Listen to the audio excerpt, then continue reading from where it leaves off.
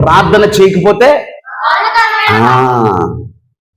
నిన్ను సృష్టించిన సృష్టికర్తతో నీకు సహవాసం లేకపోతే మీకు తెలుసా, ఆదాము ఏదైనా వనంలో ఉన్నప్పుడు దేవునితో సహవాసం కోల్పోయినప్పుడు ఏమొచ్చింది?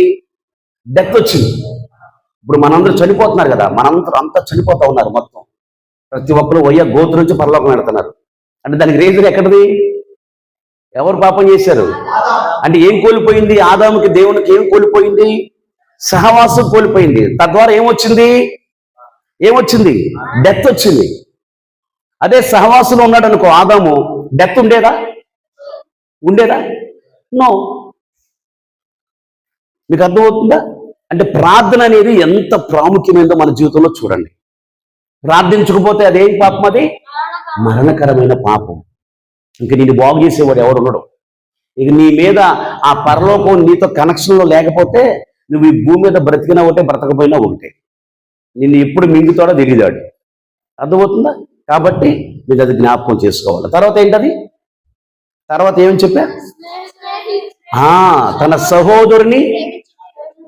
సహోదరుని పట్ల భేదాభిప్రాయాలు, తన సహోదరుని మీద కోపము, ద్వేషము, అసూయ ఇలాంటివన్నీ ఉన్నాయనుకోండి, అది దేనికి దారి తీస్తుంది? నేను చూపించిన రెఫరెన్స్ మీకు 1 యోహాను పత్రిక 3 వచ్చినది. తన సహోదరుని ప్రేమించేవాడు ఎక్కడి నుంచి దాటాడంట? మరణంలో నుంచి జీవంలోనికి వచ్చాడంట. అదే ఒకవేళ తన సహోదరుని పట్ల ప్రేమగా లేడనుకో, అది ఎక్కడున్నాడు? నువ్వైనా నేనైనా ఎవరైనా అంతే. అర్థమవుతుందా? అందుకని పక్కనోడు మనం ఏం చేయకూడదు? కొట్టకూడదు. ఏం చేయకూడదు? ఏం చెప్పాలా? కొట్టకూడదు. లాగి తన్ని పట్టి తనకూడదు. అయ్యో తప్పది. అర్థమవుతుందా?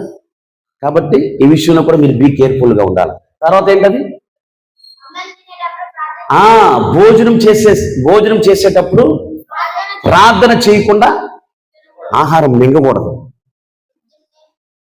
మింగితే ఏమవుతున్నది? చాలా ప్రమాదం పొంచింది దాంట్లో. అందుకని దేవుడు ప్రతి విషయంలో కూడా కృతజ్ఞత చెప్పి దాన్ని భోజనం చేసేవాడు. ఆయన శిష్యులకు వడ్డించేవాడు. అర్థమవుతుందా? మనం కూడా ఏం చేయాలా? బైబిల్లో ఉందన్నమాట. ఆహారం, నా ప్రజలు ప్రార్థన చేయక ఆహారం మింగుతున్నారని ఉంది. దేవుడు దాన్ని కొంచెం ఫైల్ చేశాడు, కేసు కంప్లైంట్ ఇచ్చాడు ఆ విషయం మీద. కాబట్టి మనం కూడా ఆ కేసు కంప్లైంట్ మన మీద రాకుండా జాగ్రత్త పడాలి. హల్లెలూయా. నెక్స్ట్ ఇంకోటి ఏంటి? విశ్వాసం లేకపోతే, విశ్వాసము కానిది ఏదో అది పాపము. దేవుని మీద నీకు విశ్వాసం లేదనుకో, ఆయన నాకు ఇస్తాడు, ఆయన నా తండ్రి, నేను అడిగితే కాదనడు అనే విశ్వాసం నీకు ఆయనకి మధ్య ఒక అండర్స్టాండింగ్ లేదనుకో, అది దేని కింద పరిగణించబడద్ది? సిన్ కింద వస్తుంది అనమాట. సిన్, పాపం కింద వస్తుంది. కాబట్టి ఏమవుతుంది? విశ్వాసం లేకపోతే ఏమవుతుంది? ఇప్పుడు దేవుడు చాలా మందిని, అమ్మా అయ్యా నన్ను స్వస్థపరిచయ్యా అని వచ్చినప్పుడు, అమ్మా నేను స్వస్థపరచగలని నువ్వు నమ్ముతున్నావా అని అన్న సందర్భాలు మీకు గుర్తున్నాయా? నీకు విశ్వాసం ఉంచుదా? నీకు విశ్వాసం ఉందా? నేను స్వస్థపరచగలని నీకు నమ్మకం ఉందా అంటాడు. అప్పుడు వాళ్ళు ఏమంటారు? అవునయ్యా నాకు నమ్మకం ఉంది, కానీ అపనమ్మకం లేకుండా నాకు సహాయం చేయాలి అన్నప్పుడు దేవుడు ఆ వ్యక్తిని ఏం చేశాడు? స్వస్థపరిచాడు. ఒకవేళ దేవునికి ఆమె పట్ల విశ్వాసం లేదనుకో, ఆ వ్యక్తి ఏమైపోయింది? ఆ రోగంతో. మీకు అర్థమవుతుందా? కాబట్టి ఏం కావాలి మనకి? విశ్వాసం కావాలి. దేవుని పట్ల మనకు ఒక అండర్స్టాండింగ్ ఉండాలి. ఏ టైంలో అడిగినా సరే ఆయన ఇస్తాడు, ఆయన నమ్మకమైన వ్యక్తి, నా తండ్రి అయినా నేను ఏది అడిగితే అది ఇస్తాడని చెప్పాడు.